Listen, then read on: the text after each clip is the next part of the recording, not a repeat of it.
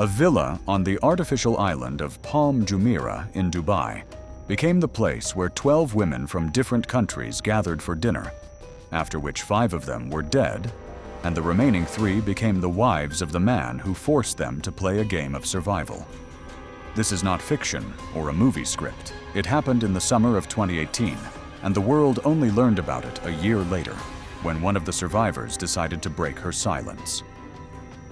Rashid Al Maktoum was 51 years old, the owner of a chain of luxury hotels in the United Arab Emirates, a man with a fortune of about $2 billion earned in real estate and the hotel business.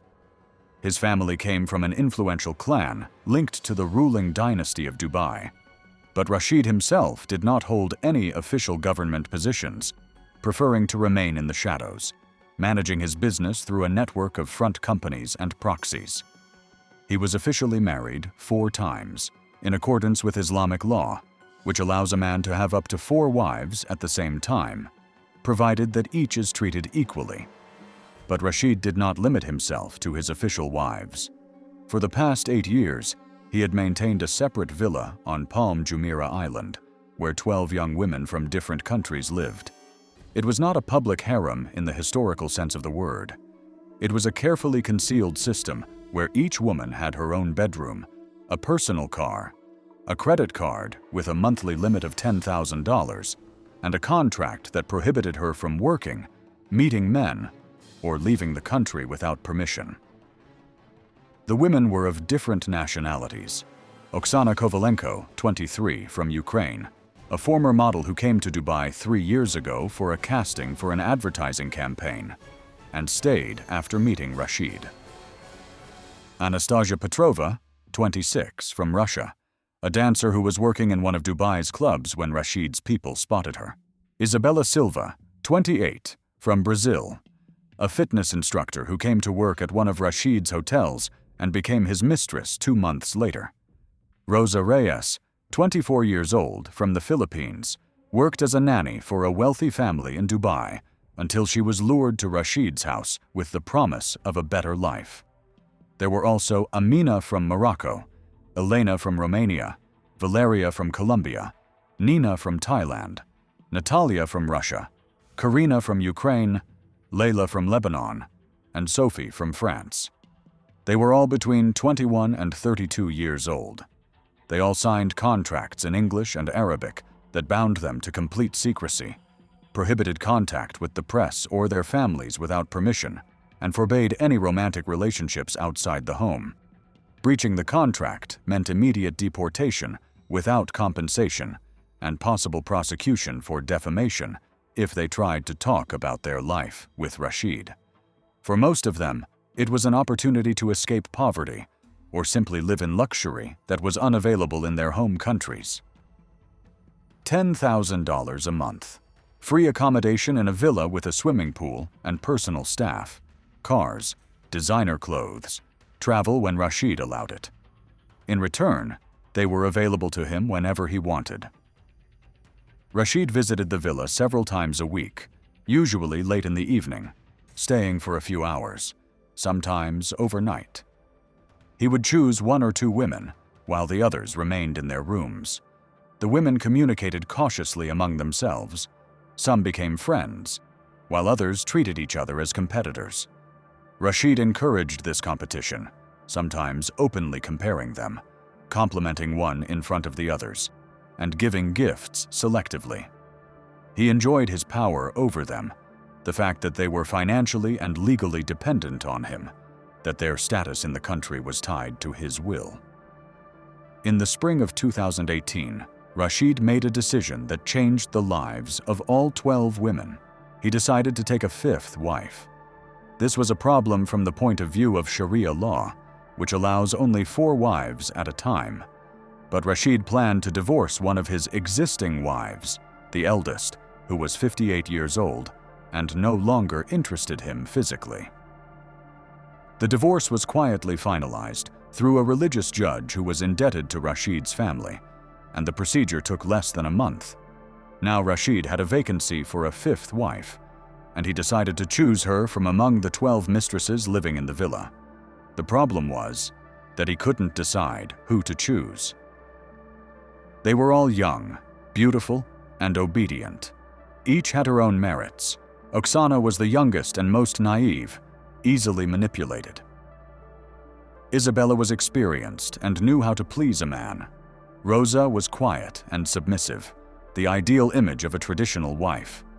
Anastasia was passionate and temperamental, which attracted Rashid. Rashid spent several weeks trying to choose. He met with each of them separately, spent time with them, and evaluated them. But he couldn't make a decision. His character was such that he couldn't stand uncertainty, but at the same time, he didn't want to make a choice that might turn out to be wrong. He was a gambler, loved to take risks in business and investments, and played poker with friends for large sums of money. And it was this trait that led to what happened next. In early June, Rashid gathered his closest friends for a private dinner at one of his hotels. 8 men, all from wealthy families in Dubai and other Emirates, businessmen, investors, one member of the ruling family, the emir's cousin. They drank expensive cognac, smoked cigars, and discussed business. At some point, the conversation turned to women, and Rashid mentioned his problem with choosing a 5th wife. One of his friends, Khalid, 46, owner of a construction company, joked that Rashid should hold a contest, like in ancient times when women competed for the right to become the sultan's wife. Another, Saeed, 39, an investor, suggested making it a game where the winner takes all. Rashid listened, smiled, and drank cognac. Then suddenly he said it was a good idea, that he would do just that. At first, his friends thought he was joking, but Rashid was serious. He said he would arrange a special evening, invite all 12 mistresses, and hold a game where the winner would become his wife. When asked what kind of game, Rashid thought for a moment. Then he suggested Russian roulette. He had seen it in American films and read about similar cases where people risked their lives for money or thrills. He liked the idea. A pure game of chance where no one could cheat, where only luck would decide who would survive. His friends were silent at first, then began to laugh, thinking it was just another drunken fantasy. But Rashid continued to develop the idea. He said it would be the perfect solution. The women would know that the stakes were high, that victory meant wealth and status, that the risk was justified. He suggested that every participant who agreed to play would be guaranteed a $50 million contract in the event of divorce if she became a wife. It was a huge sum that could provide for 3 generations to come. Khalid asked what would happen if someone died. Rashid shrugged and said it was part of the game. The women signed the contracts knowing they were living on his terms.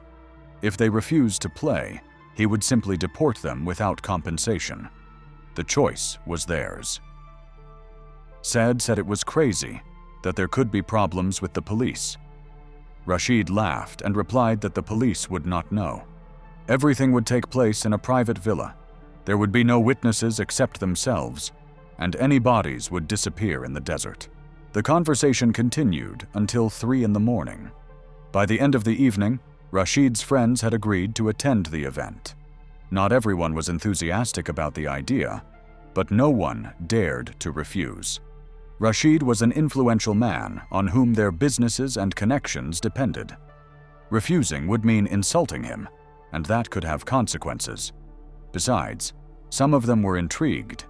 The idea of seeing something so extreme, so far beyond the ordinary lives of rich people, appealed to them. Rashid began to prepare. He bought a revolver through his bodyguard, who had connections with gun dealers. It was a Smith & Wesson Model 629, a classic 6-shot revolver, heavy and reliable. Rashid practiced with it several times at a private shooting range, learning how to load it, spin the cylinder, and check the safety. He also hired a doctor who agreed to attend the party for $200,000 and complete silence. The doctor was supposed to provide assistance if anyone survived the shooting, although Rashid understood that a shot to the head at such close range was almost always fatal. The evening was set for Saturday, June 23, 2018. Rashid invited all 12 women to dinner at the villa. He said it was a special evening, that there would be an important announcement. The women took it as a normal event, thinking that perhaps Rashid would announce new gifts or a trip. They dressed in evening gowns, did their makeup and hair. The atmosphere was almost festive. Dinner began at 8 o'clock in the evening. A long table in the main hall of the villa was decorated with flowers and candles, and waiters brought dishes, wine, and champagne. Rashid sat at the head of the table, smiling, joking, and being charming. The women relaxed, talked among themselves, and laughed. Some thought that tonight Rashid would announce which of them would become his next wife, and each hoped it would be her. After dessert, around 10 o'clock, Rashid stood up, raised his glass, and asked for everyone's attention.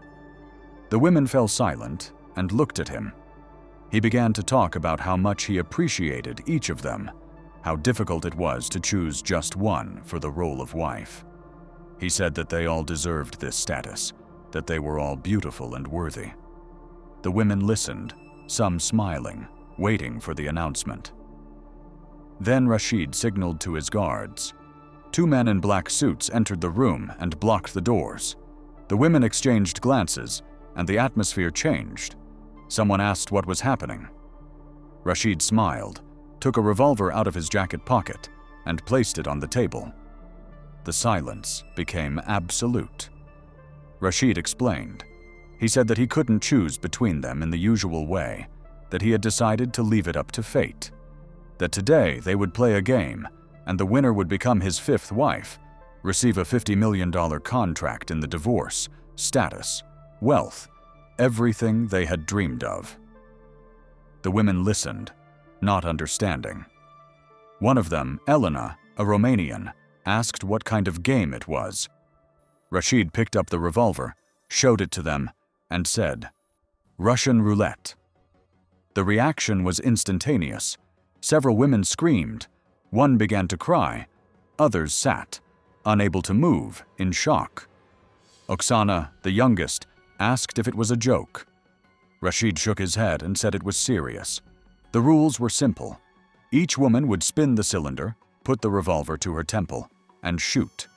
If she survived, she would move on to the next round. The game would continue until there was 1 or more winners left. Anastasia, the Russian, stood up and said she refused, that it was madness, that she was leaving. Rashid gestured to the guards who were moving toward her to stop. He said calmly, "You can refuse, but then you will be deported tonight, without money, without compensation, without recommendations. Your contract will be canceled, and you will return home with what you came with." Nothing. Anastasia stood there, trembling, tears streaming down her face. She looked at the other women, at Rashid, at the guards at the door. She sat back down. Rashid asked who else wanted to refuse. 2 women raised their hands: Sophie, a French woman, and Layla, a Lebanese woman. Both were older than the others, in their late 20s, more experienced, and understood what was happening. Rashid nodded and told the guards to take them to a separate room, where they would wait until morning and then be taken to the airport. Both women left without looking back. 10 remained. Rashid looked at the remaining women. He said he respected their decision, that they had shown courage, that the winner would receive not only money and status, but also his respect, that this test would show who was truly worthy of being with him. He opened the revolver, showed that the cylinder was empty, then took out a single bullet, inserted it into one of the 6 chambers, closed the cylinder, and spun it. The metallic sound of the spinning cylinder echoed in the silence of the hall. At that moment, 8 of Rashid's friends entered the room. They sat down in chairs along the walls, like spectators in a theater. Each had a glass of alcohol and a cigar. They looked at the women at the table with expressions that ranged from curiosity to obvious excitement about the upcoming spectacle. Oksana later recalled that at that moment she realized they would not stop this. No one would come to her aid. This was really happening. Rashid placed the revolver on the table in front of Oksana. He said, "You're first." Oksana stared at the weapon, unable to move. Her hands were shaking so badly that she couldn't lift her glass of water. Rashid repeated, "Take it. This is your chance." Oksana slowly reached out and took the revolver. It was heavy and cold. She had never held a gun before. Rashid explained what to do. Spin the cylinder to mix up the position of the bullets. Put the barrel to her temple. Pull the trigger. Oksana spun the cylinder with trembling hands, the metal clicking as it turned. She raised the revolver to her head. The metal was cold against her skin. She closed her eyes and pulled the trigger. Click. Empty. The cylinder spun, but there was no shot. Oksana opened her eyes, lowered her hand, and began to sob with relief. Rashid took the revolver and handed it to the next woman, Isabella, a Brazilian. Isabella was calmer. She worked in the fitness industry and was used to pressure and competition. She took the revolver confidently, spun the cylinder, put it to her temple, and looked straight at Rashid. She pulled the trigger. Click. Empty. Isabella put the revolver on the table, leaned back in her chair, and exhaled. Next was Rosa, a Filipina, small, fragile, with long black hair. She prayed quietly before taking the weapon. A Catholic, she crossed herself, whispered a prayer, spun the cylinder. She put it to her temple. She pulled the trigger. Click. Empty. Rosa burst into tears, put down the revolver, and covered her face with her hands. The fourth was Karina, the second Ukrainian, 25 years old. A blonde with blue eyes, a former medical student who had dropped out to live in Dubai. She took the revolver, looked at it, studying it. She spun the cylinder methodically. She put it to her temple. Everyone watched. She pulled the trigger. A shot rang out. The sound was deafening in the enclosed space. Karina's head jerked to the side. Blood spattered on the wall behind her, on the women sitting nearby. Her body slumped onto a chair, then slid to the floor. The revolver fell from her hand, landing on the table with a metallic clang. Blood spread across the floor, a dark red puddle expanding. Screams. The women at the table jumped up, trying to move away, but the guards at the doors did not move. Several women were sobbing hysterically. Anastasia stood up and shouted at Rashid that he was a murderer and that she would call the police. Rashid gestured to a guard, who grabbed Anastasia, pinned her against the wall, and covered her mouth with his hand. Rashid approached her and said quietly, "One more word, and you're next. Not in the game. Just a bullet in the head. Right here, right now." Anastasia fell silent and nodded. The guard let her go. Rashid returned to the table and looked at the remaining women. 9 now, after Karina's death. He picked up the revolver from the floor, wiped the blood with a handkerchief, opened the cylinder, removed the spent cartridge, and inserted a new one. He closed the cylinder and spun it. He put it back on the table. He said, "Let's continue." The doctor, who was standing in the corner of the room, approached Karina's body, checked her pulse, and shook his head. Rashid ordered the guards to carry the body out. 2 men lifted the dead girl and carried her out through the side door. The blood remained on the floor, a dark stain on the light marble. The 5th in line was Amina, a Moroccan woman, 32 years old, the oldest of those remaining. She had 2 children at home in Morocco, to whom she sent money every month. She came to Dubai 4 years ago, worked as a maid, then met Rashid. Amina took the revolver, her face calm. She had lived a difficult life, seen death before, lost her husband in a car accident when she was 23. She spun the cylinder, put it to her temple without closing her eyes. She pulled the trigger. There was a shot. The second death in 5 minutes. Amina fell forward, face down on the table, blood flowing from the wound on her temple, flooding the plates with the remains of dessert. Her hand twitched for a few seconds, then froze. The women at the table screamed again, but more quietly, in shock, unable to fully comprehend what was happening. Oksana sat with her head in her hands, rocking back and forth. Isabella stared into space, her face pale, her lips moving in silent prayer. Rashid again gave the order to remove the body. The guards complied. The doctor didn't even approach this time. It was obvious that Amina was dead. Rashid reloaded the revolver, repeating the ritual. One bullet, the spinning of the cylinder, the metallic sound that now sounded like a death sentence. The sixth was Elena, a Romanian woman, 27 years old. She was a hairdresser in Bucharest and had come to Dubai on a tourist visa. She met Rashid at his hotel, where she was doing the hair of one of his official wives. Elena was practical, rational, and always planned ahead. She took the revolver, looked at Rashid, and asked, "If I refuse now, will you kill me?" Rashid replied, "No, I'll just deport you." Elena nodded, put the revolver on the table, and stood up.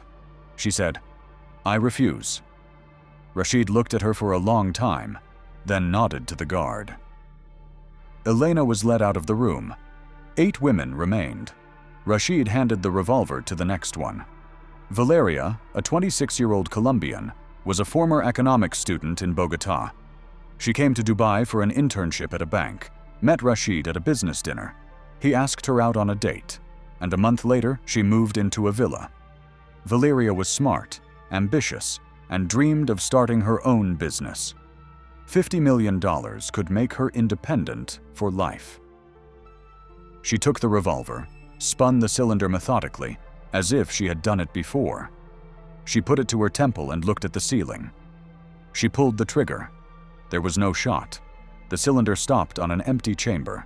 Valeria exhaled and passed the gun on. The 7th was Nina, a 22-year-old Thai woman, the smallest and quietest of them all. She spoke almost no English, communicating with gestures and simple phrases. She had come to Dubai to work as a masseuse in a spa, and Rashid was one of her clients. Nina took the revolver with both hands. It seemed huge in her small palms. She spun the cylinder, closed her eyes, and put it to her temple. She couldn't pull the trigger for a long time. Her finger was shaking. Rashid said, "Go ahead, or I'll do it for you." Nina pulled the trigger. A shot rang out. The 3rd death.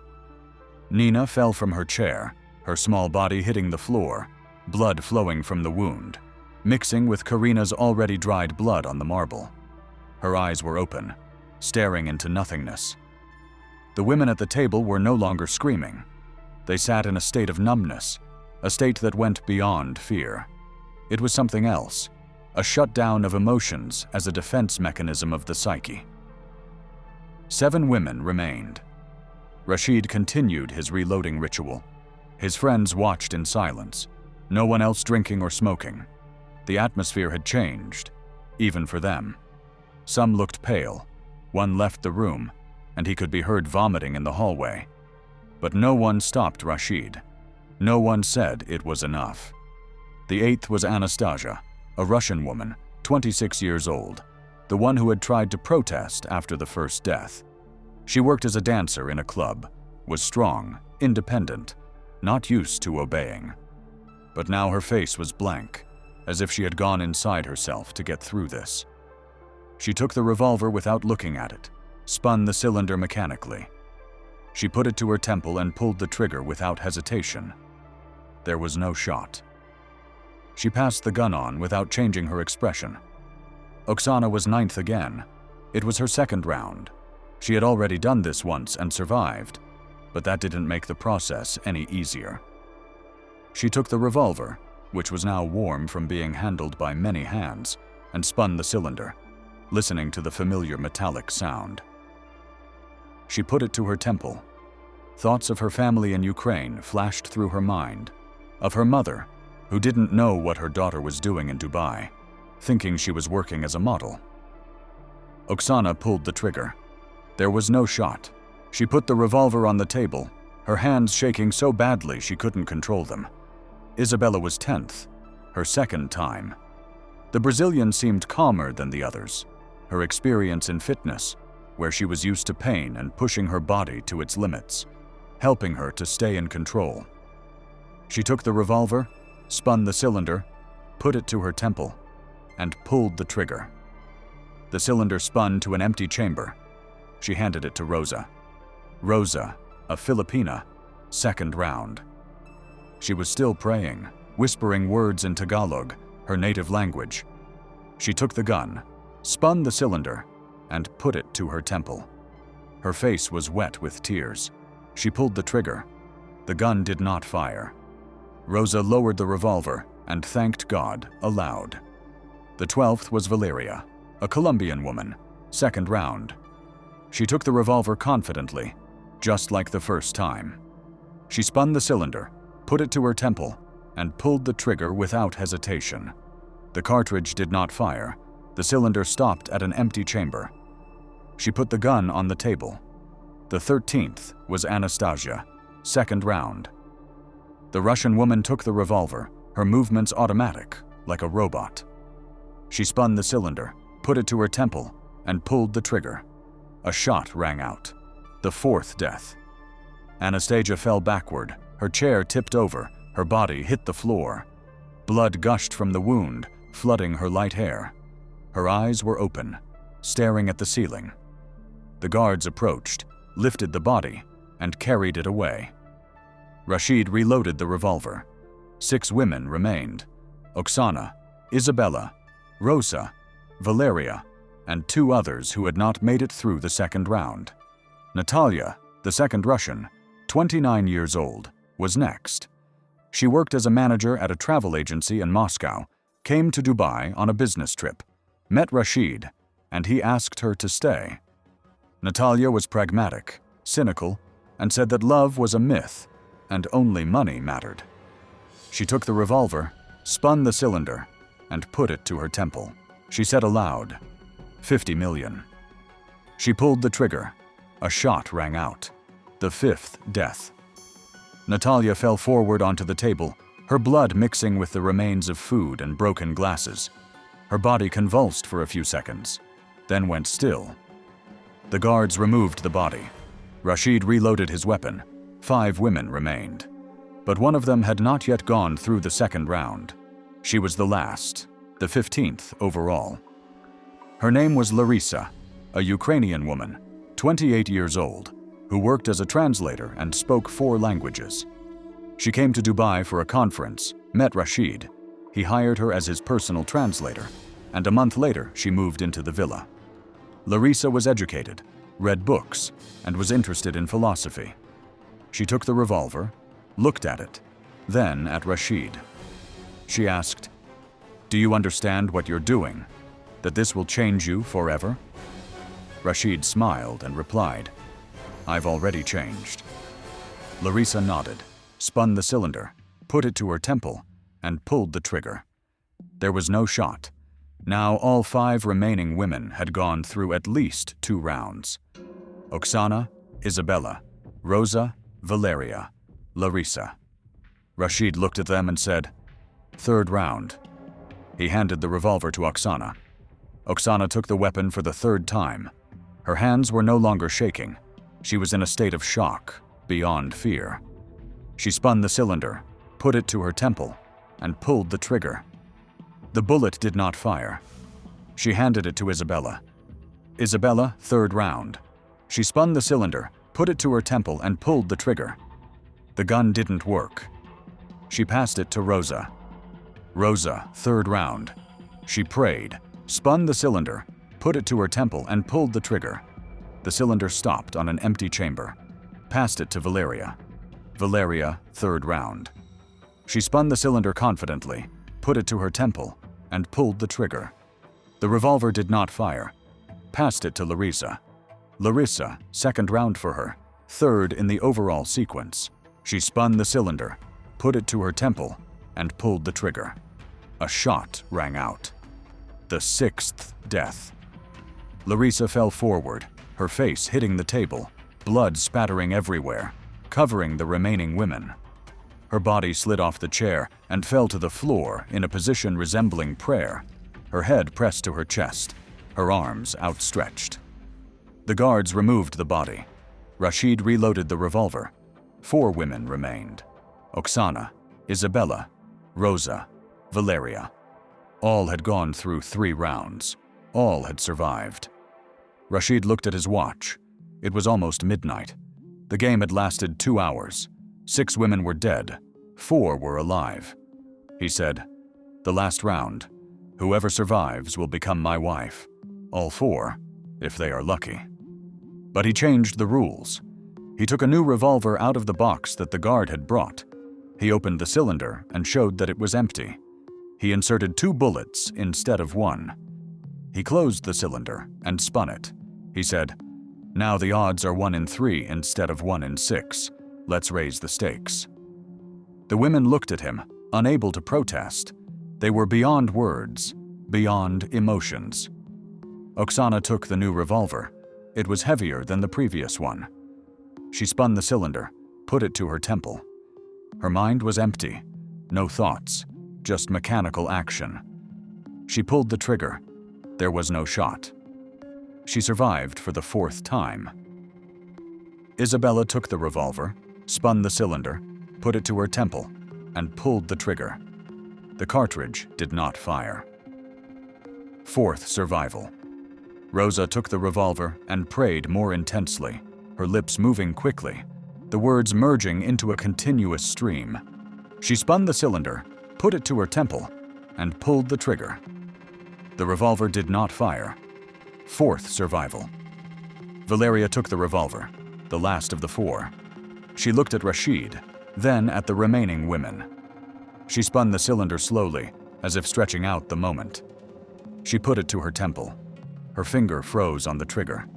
She stared straight ahead, into the void. She pulled the trigger. The gun did not fire. All 4 women survived. Rashid looked at them, then smiled. He said, "Fate has chosen. All 4 of you are worthy. But I only need 3 wives, so as not to completely violate Sharia law. So we'll do another round, just 1 shot between the 4 of you." The women looked at him in horror. Oksana screamed, "No! Enough! We survived! You promised!" Rashid replied calmly, "I promised that the winners would become my wives, but I didn't say how many winners there would be. 3 or 4, I'll decide now." He reloaded the revolver, this time inserting a single bullet. He spun the cylinder. He handed it to Oksana. Oksana refused to take it, shaking her head and crying. Rashid ordered a guard to come forward, and he held a knife to Oksana's throat. Rashid said, "Either you play, or I'll kill you right now. Choose." Oksana took the revolver with trembling hands. She spun the cylinder, put it to her temple, and pulled the trigger. There was no shot. She handed it to Isabella, sobbing.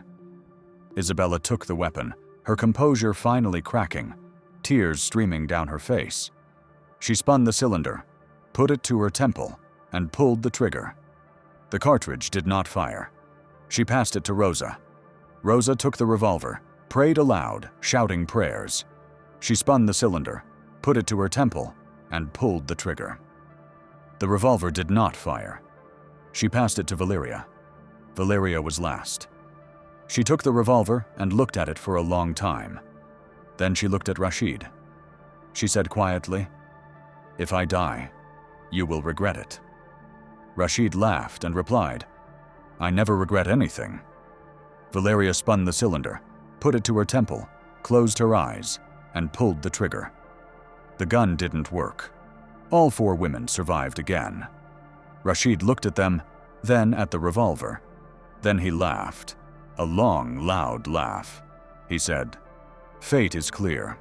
All 4 of you will be my wives. I will take 4 instead of 3. Rules are made by people. I can change them." The women sat there, unable to react. Shock, exhaustion, trauma. They were alive, but something inside them had died that night. Rashid ordered the guards to take them to separate rooms, give them water and sedatives. A doctor examined each of them and gave them sedatives. The bodies of the 6 dead women were taken away that same night. Rashid's guards took them to the desert. to a place only they knew. There, the bodies were burned in specially prepared pits, and the ashes were scattered on the sand. No traces, no graves, nothing that could be found. 4 women spent the rest of the night in separate rooms of the villa under the supervision of guards. The doctor gave each of them sedatives strong enough to help them sleep, despite the horror they had experienced. On the morning of June 24th, Rashid gathered them in the living room. They sat on the sofas, pale, with empty eyes, in the robes they had been given. The floor of the dining room, where the game had taken place, had been washed, leaving no trace of blood or broken dishes. Everything looked as if nothing had happened. Rashid explained his plans. He would marry all 4 of them within the next 2 months. The official ceremonies would be held separately for each one, in accordance with Islamic traditions and legal formalities. Each would receive a marriage contract guaranteeing $50 million in the event of divorce. They would live in a villa, each in her own part of the house, with separate staff. Rashid would visit them in turn, as required by Sharia law in cases of polygamy. But there was a condition. They had to sign a non-disclosure agreement prohibiting them from telling anyone about the events of the night of June 23rd. If even one of them broke their silence, the contract for all 4 would be nullified. They would be immediately deported without compensation, and Rashid would use all his connections to prosecute them for defamation and breach of contract. In addition, he hinted that the women's families could suffer if the information became public. The women signed the documents. They had no choice. They were in a foreign country, without money or connections, under the control of a man with enormous power and influence. Refusing meant returning home empty-handed after everything they had been through. Signing meant gaining wealth, but living with the memories of 6 dead women. The weddings took place between August and October 2018. Oksana was the first to marry.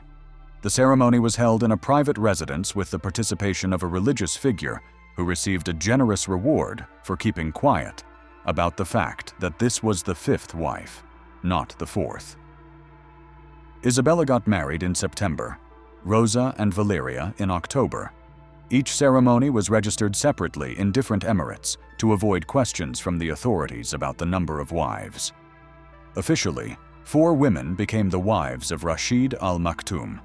The contracts were drawn up by lawyers, each document guaranteeing $50 million in the event of divorce, plus monthly maintenance, housing, cars, and servants. On paper, it looked like a fairy tale about poor girls who became princesses. In reality, it was a cage built of trauma and fear. In the first few months after the weddings, the women hardly communicated with each other. Each lived in her own part of the villa, met with Rashid on schedule, and fulfilled the role of a wife. But at night, they were haunted by nightmares. Oksana woke up from dreams where she saw Karina falling with a bullet in her head, blood flooding the table. Isabella couldn't look at metal objects without panicking. Any glint of metal reminded her of the revolver. Rosa prayed for hours every day, trying to atone for the guilt of being the survivor. Valeria began taking large doses of sleeping pills so she wouldn't see the faces of the dead women. Rashid behaved as if nothing had happened. He was attentive, generous, bought gifts, organized trips. For him, the game was over. He got what he wanted and moved on. His friends, the 8 men who were present that night, were also silent. They were bound by a shared secret that could destroy their lives if it became public. But Oksana couldn't live with it. She was the youngest, 23 years old, and the trauma was destroying her from within. 6 months after the wedding, in February 2019, she began looking for a way out of the situation. She couldn't just tell the police. She had no evidence. The bodies were gone. There were no video recordings, and the other participants would deny everything. It would be her word against that of one of the most influential people in Dubai. Oksana began to explore her options. She understood that she needed evidence, something tangible that could not be denied. She remembered seeing one of Rashid's friends, Saeed, filming something on his phone during the game. She wasn't sure if it was a video or just photos, but it was her only chance. In March 2019, Oksana contacted a hacker she found through a friend from Ukraine via an encrypted app. The hacker, who went by the pseudonym Sari, agreed to hack Saeed's phone for $50,000. Oksana paid from her monthly allowance, which Rashid transferred to her account. The process took 2 months. The hacker used a phishing attack, sending Saeed a fake message from the bank that contained malware. When Saeed opened the link on his phone, the program gained access to the files. The hacker copied all the contents of the phone, including photos and videos from the past year. In May 2019, Oksana received the files. Among thousands of photos and videos, she found what she was looking for: a video file 2 hours and 17 minutes long, filmed on June 23, 2018, starting at 9 p.m. The quality was average. The phone was held in someone's hand, and the image sometimes shook, but everything was visible and audible.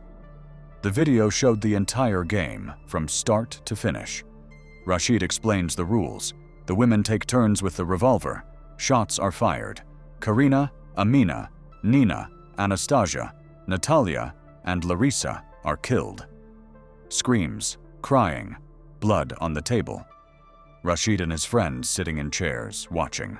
Comments, laughter, bets among themselves on who would survive. Everything was recorded. Oksana copied the video onto several flash drives and hid them in different places. Then she started thinking about what to do with it. Going to the Dubai police was risky. Rashid had connections in the police. The story could be buried, and Oksana would disappear. She decided she needed to make it public, so public that the authorities couldn't ignore it. In June 2019, Oksana created an anonymous email address through a service that protects confidentiality. She sent the video to several international media outlets at once: The Guardian in the UK, Al Jazeera in Qatar, The New York Times in the US, Der Spiegel in Germany, and Le Monde in France. In the letter, she briefly described the situation, gave the names of those involved, the date of the event, and the location. She did not reveal her identity, signing as a witness. Al Jazeera was the first to respond.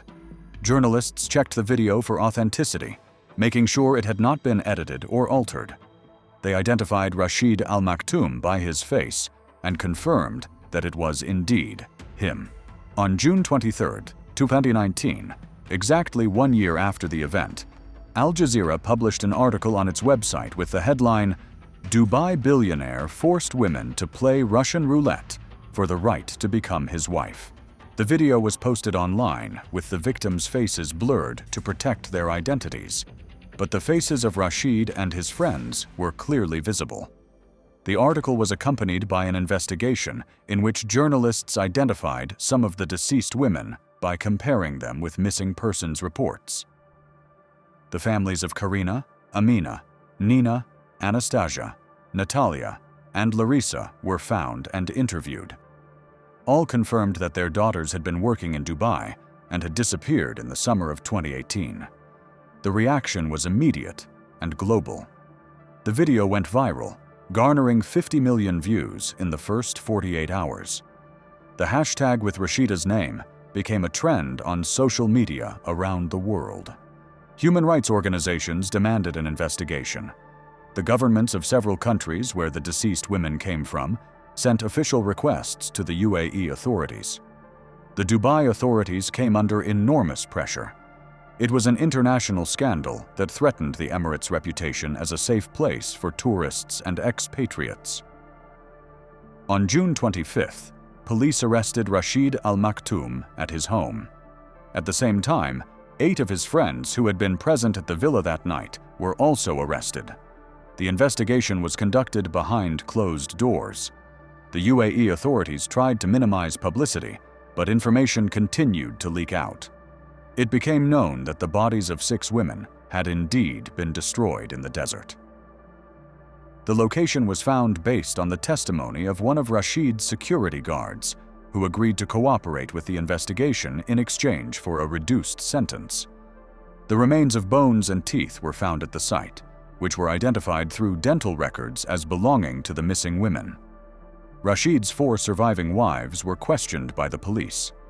Oksana, Isabella, Rosa, and Valeria gave detailed testimony, confirming everything that was on the video. Their testimonies matched in every detail. The doctor who was present at the villa was also arrested and gave testimony, admitting his role. The trial of Rashid Al Maktoum began in October 2019 in a special criminal court in Dubai. The trial was closed to the public, but information leaked through lawyers and journalists who had sources in the judicial system. The prosecution brought 6 counts of first-degree murder, coercion to participate in a dangerous game, illegal possession of weapons, destruction of evidence, and other crimes. Rashid's defense attempted to challenge the video, claiming that it had been edited, that the women had participated voluntarily, and that it was a game that everyone had agreed to. But expert analysis confirmed the authenticity of the video, and the testimony of the surviving women refuted the claim that it was voluntary. They described threats of deportation, knives to their throats, and an atmosphere of terror. The trial lasted 4 months. On February 27, 2020, the verdict was handed down. Rashid Al Maktoum was found guilty on all counts. The judge sentenced him to life imprisonment without the right to early release. It was not the death penalty that the victims' families and international organizations had demanded. But in the UAE, death sentences for people from influential families are extremely rare. 8 of Rashid's friends received various sentences ranging from 10 to 25 years for complicity in the crime, failure to assist the victims, and concealment of evidence. The doctor received 15 years. The guards who were directly involved in disposing of the bodies received sentences ranging from 7 to 12 years. After the verdict was handed down, the 4 surviving women left the UAE. Their marriage contracts were annulled by the court, and the promised $50 million each was not paid. As the contracts were concluded under duress and were part of a criminal scheme, Rashid's assets were frozen, and most of them went to pay compensation to the victims' families. Oksana was granted asylum in Norway, where she had a distant relative. The Norwegian government awarded her $1 million in compensation for the trauma she had suffered, and also paid for psychological help. Isabella returned to Brazil, where she received similar compensation from the Brazilian government and protection from possible persecution. Rosa left for Canada, where the Filipino community helped her settle in and find a job. Valeria settled in Spain, where the Colombian government provided her with security and financial support. All 4 women gave interviews to various media outlets, telling their stories. They talked about how they fell into a trap of greed and naivety, how dreams of wealth led them into a nightmare, how they survived thanks to luck rather than personal qualities. They talked about the 6 women who died, and how no amount of money is worth a human life. The families of the deceased women filed a class action lawsuit against Rashid Al Maktoum's estate. In July 2020, the court ruled to pay each family $20 million in compensation for a total of $120 million. The money was taken from Rashid's frozen assets, including the sale of his hotels, villas on Palm Jumeirah, and investment portfolios. The story has been widely covered in documentaries and books. Netflix released a documentary series in 2021 called The Sheikh's Bet, which featured interviews with survivors, victims' families, investigators, and women's rights experts. The series sparked discussions about the status of migrant women in the Gulf countries, the kafala system, which gives employers enormous power over foreign workers, and the culture of impunity for wealthy people. Under pressure from the international community, the UAE government amended its legislation. Rules were tightened to control private homes and villas where people could be held against their will. The police created a special unit to investigate cases of human trafficking and forced labor. Stricter penalties were introduced for crimes against foreign workers. But for the 4 women who survived, no laws could bring back what they had lost. In an interview with The Guardian in 2022, Oksana said that every night she wakes up from nightmares in which she is holding a revolver to her temple again, hears the metallic sound of the spinning cylinder, and sees the faces of dead women. No amount of money, no amount of justice can erase the memories of that night. Isabella returned to work as a fitness instructor in Rio de Janeiro, but admitted that she cannot stay in closed spaces for long without starting to panic. That sometimes she sees men on the street who resemble Rashid or his friends, and she is overcome with fear. Rosa has dedicated her life to working with victims of domestic violence and human trafficking in Toronto, saying that helping others helps her cope with her own trauma. Valeria wrote a book about her experience, which became a bestseller in Spain and has been translated into 12 languages. The families of the 6 women who died used the compensation they received in different ways. Karina's parents in Ukraine set up a charitable foundation to help young women who want to go abroad to work, providing them with information about the risks and legal support. Amina's family in Morocco built a school for girls in their village, naming it after their deceased daughter. Nina's parents in Thailand used the money to educate their younger children and help the local community. Rashid Al Maktoum is serving a life sentence in a maximum security prison in the Emirate of Abu Dhabi. He is reportedly being held in a separate cell for security reasons, as other prisoners have threatened to kill him. His family has publicly disowned him, saying that his actions are a disgrace to the family and contrary to Islamic values. His former official wives have divorced him and received compensation under their marriage contracts. The story of 12 women gathered for dinner, half of whom died in a game invented by a wealthy man, has become a symbol of the extremes to which power and wealth can go when they are not restrained by morality or law. It showed the dark side of a world of luxury and privilege, where human life becomes a stake in a game, where fates are decided by the spin of a revolver cylinder. For the surviving women, the story did not end with the verdict or compensation. They continue to live with the consequences of what they have experienced. But they also became voices speaking on behalf of those who cannot speak for themselves, reminding the world of the 6 women whose lives were cut short for the sake of one man's twisted whim.